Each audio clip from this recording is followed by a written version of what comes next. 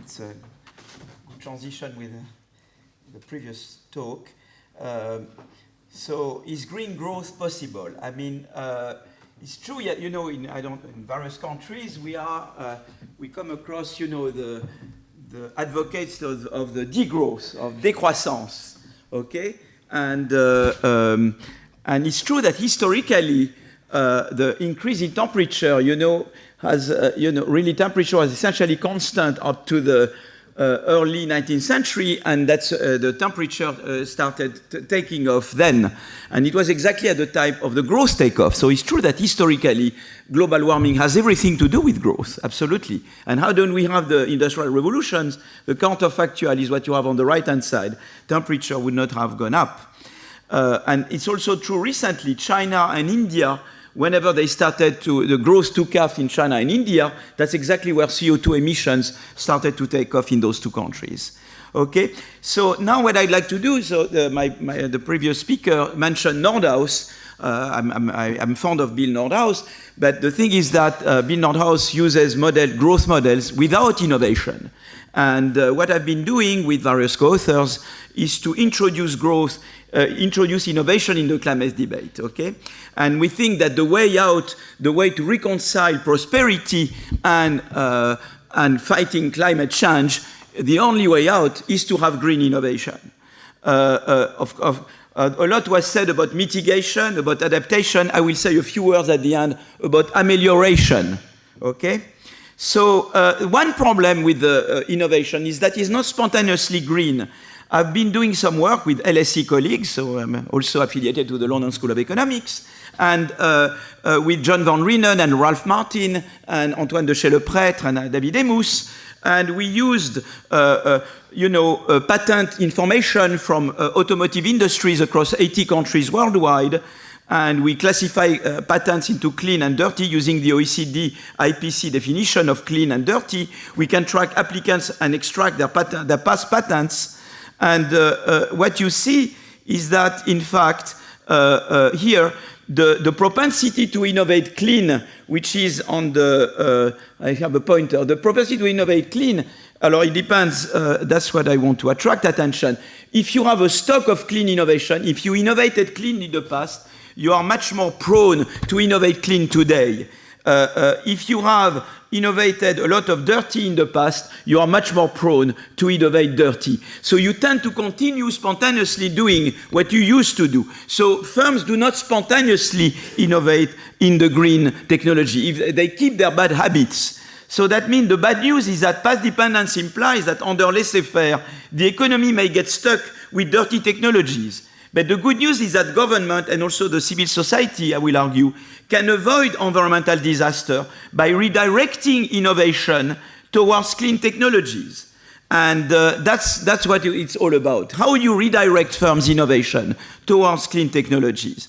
So one implication of the past dependence is that creative destruction, entry of new firms help. Why?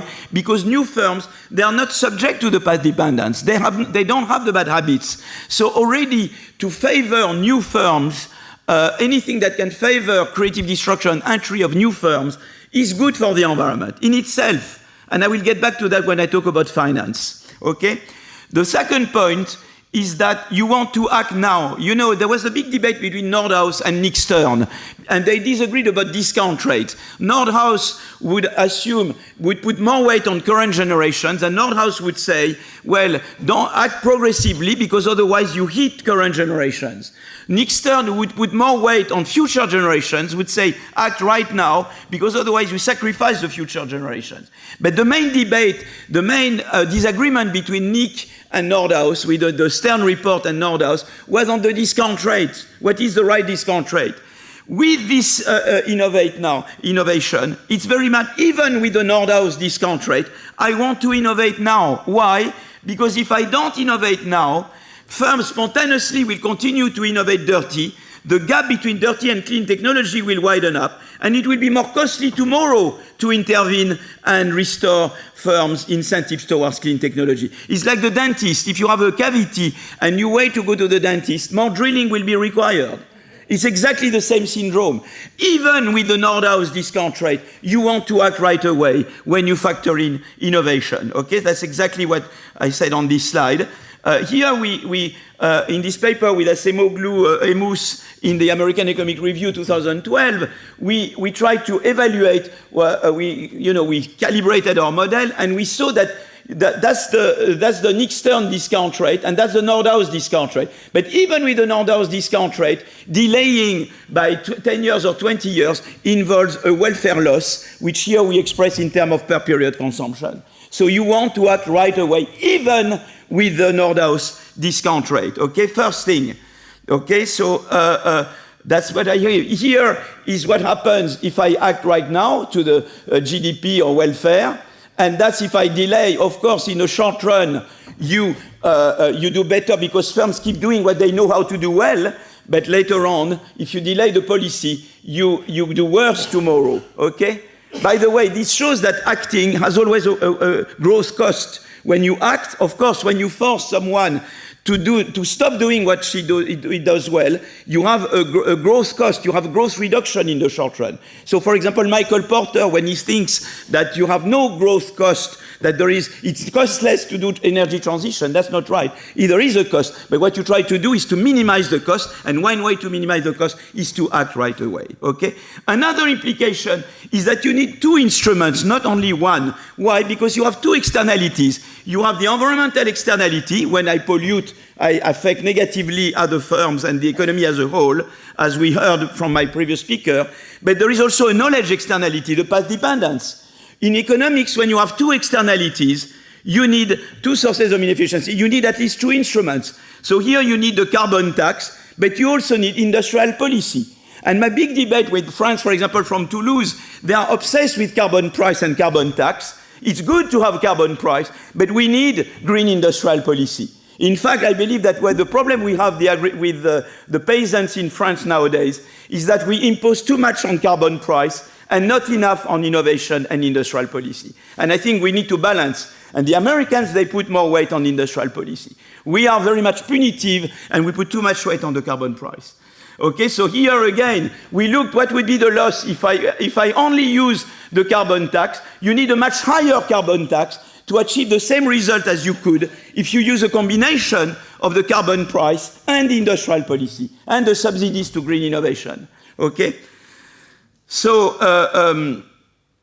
with that, there I talk about the green transition. You know, what happened, the shale gas revolution. You can have some source of energy which is intermediate. You see, I want in the long run to have renewable entirely. But maybe in the short run, I can move from carbon to shale gas. In the US, that's what they did. Okay? That's the share of the natural gas, share in electricity generation in the US, and went up a lot since 2008. And suppose you have an improvement in the technology for extracting gas. Should you go for it or not? Well, in the short run, there are two effects. You substitute gas for coal. That reduces pollution. On the other hand, you make energy as a whole cheaper. That will make people consume more. That's bad for pollution. So you have these two effects, the substitution and the scale effect. But in fact, in the short run, and that's what happened in the US, the substitution effect dominated the scale effect. So they were right to go do the shale gas revolution. Okay, here you have the substitution effect, here you have the scale effect, but overall, it was the substitution effect that dominated. But in the long run, you have, and that's what you see here, since 2008, CO2 emissions went down, and CO2 intensity went down at an accelerated rate when they had the shale gas revolution. But now the long run effect is that when you have a shale gas boom, the risk is that you might divert the research resources away from green innovation into shale gas innovation, into innovation to improve the power plants that work with gas. And so that might derail the transition, okay? And that's what is important. You see, here you can see that the share of scientists in renewable with the boom, with the shale gas boom, goes down. You see, and that results in more pollution in the long run. So the optimal policy would be to say, when you have a shale gas boom, But what I said before about that you need carbon tax, but also green industrial policy, when you have a shale gas boom, an intermediate source of energy, even more you need the industrial policy to foster research and innovation in green. Okay, so you may use an intermediate source of energy, but even more at the same time, you need the green industrial policy to make sure that you don't have, this diversion of research from the renewable into the intermediate source. I would like just to say a role for civil society. The role of civil society, that's work I've been doing with Roland Benabou, Ralph Martin, Alexandra Roulet, and firms tend to cater to consumers' demand, okay? And we can see here, it's the same kind of data, the automotive industry. What I call values means that when firms are exposed, they sell in countries where consumers worry more about the environment, they innovate more clean. That's what you see here. All the more when there is more competition. If I have Mark and myself, Mark is virtuous, I'm not virtuous. There is no Mark first. Okay, I cater a bit to the consumers, but when Mark comes and competes with me, even more I will cater to the consumers, otherwise I lose my customers. I lose to Mark. So the combination of competition and values is very important. Is a driver of green innovation, which is as important as the carbon price. In fact, we can show that if we were restoring the values that we had before the financial crisis, and we keep increasing competition as much as we did since the financial crisis, is the effect of 3 times the carbon price increase that gave rise to the yellow vest in France. So this channel of consumers and consumer value combined with competition is a very powerful driver of green innovation, as important as the carbon price, which now is about to create another yellow vest problem in France. Okay, so that I would like just to finish up to say, so just first conclusion, innovation-based climate models suggest that laissez-faire leads to disaster due to past dependence in the direction of innovation. One must act now, even with the Nordhaus discount rate. Multiple instruments must be used, not just the carbon tax. In particular, you need green industrial policy. And there is a triangle. Firms are innovating. You have the role of government, and you have the role of civil society. Consumers play a very important role. So it's firms, state, and civil society. This triangle is absolutely key to the success of the energy transition. I would like just to tell you one thing about finance. You heard about green finance. The thing is, in a nutshell, I told you that it is really young firms that lead the transition. Why? Because young firms are not subject to the past dependence. So anything you might do to the credit market to make it harder for small firms to access finance will delay the transition.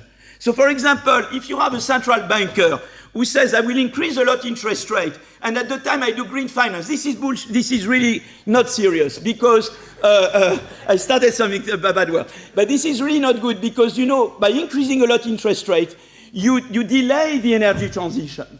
You see, because you make it more costly for small firms to access finance, to finance their energy thing. And here we look at the effect of a credit crunch in Germany on patents. It had a negative effect on green patents, particularly in young firms, in young and small firms. And so it's very important that raising interest rate too much can slow down the transition. I don't say that when you have inflation you should not raise interest rate, but you need a mixture of interest rate policy and industrial policy, demand side and supply side, not just increase interest rate too much, because then you derail the energy transition. So you have to rethink macro policy when in the face of energy transition. You have to factor in energy transition in the design of macro policy, okay? And finally, I would like to talk about Europe, just a few words. In the US, they did the IRA. China also invests. Europe, the problem we have is that Germany is great, but they are obsessed by the hyperinflation they had in the 1930s. They still live under the obsession of the hyperinflation in the 1930s. Whenever you say, let's borrow, let's debt and everything, they are against. And I think it's very important that we should have EU borrowing, like we had during COVID, for the purpose of green transition. They have an IRA in the US, we should have an IRA in Europe. Finance with EU borrowing. That's what Draghi proposes. And they have a DARPA energy in the US. We should have a DARPA energy in Europe, including the UK. I think it's very important to have the UK with us. Okay, so that I think is a very important thing. And we should also reform Maastricht. We should not treat green innovation investment like other type of spending. We should not take competition policy as a pretext for having no sectoral state aid. In the green, we should allow for sectoral state aid. And of course, make sure it's pro-competition. But we should stop being, anti-industrial policy in the name of competition policy. And finally, we should allow for more EU borrowing. You know that the EU budget is 1% of GDP. If you want to invest seriously in green and compete with the US, we have to do something much better. I think, last word, it's about Plan B. I told you about amelioration. In the Harvard Physics Department, they work a lot on geoengineering. I know that when I say that, some people say, no, don't mention it, because there are moral hazard effects. If we mention that, people will stop doing the right thing. If you talk about Plan B, they will not do Plan A. And there are other things. The idea is to cold the air. There are technologies, I know it's very embryonary, to cold up the air. The geoengineering, you inject sulfur in the air and you cold the air. Some people don't believe in it, but I don't say that we should go that way. There are other things, shades. We should not say a priori no. We don't say that we should implement it. But you see what will happen? If temperature rises too much, countries like India or possibly China, if many people die because of high temperature, they will implement unilaterally the thing. So the idea is to say, well, if you want to avoid having India or China tomorrow unilaterally do these kind of things, we rather do more Plan A. So I turn on its back the moral hazard argument. It's not the same countries that will do Plan A and Plan... I'm sorry. If you want to prevent India doing Plan B tomorrow, you should make sure that you move on Plan A, because it's not the same countries that will do Plan A and Plan B. So the moral hazard argument, I think, is invalid, because it assumes it's the same country that do A and B, where in fact countries are differentially exposed to the warming. And if we don't do the Plan A that we should be doing enough, then for sure India tomorrow will, or countries like India will implement some kinds of Plan B. And that's the way we should look at the world. Thank you very much.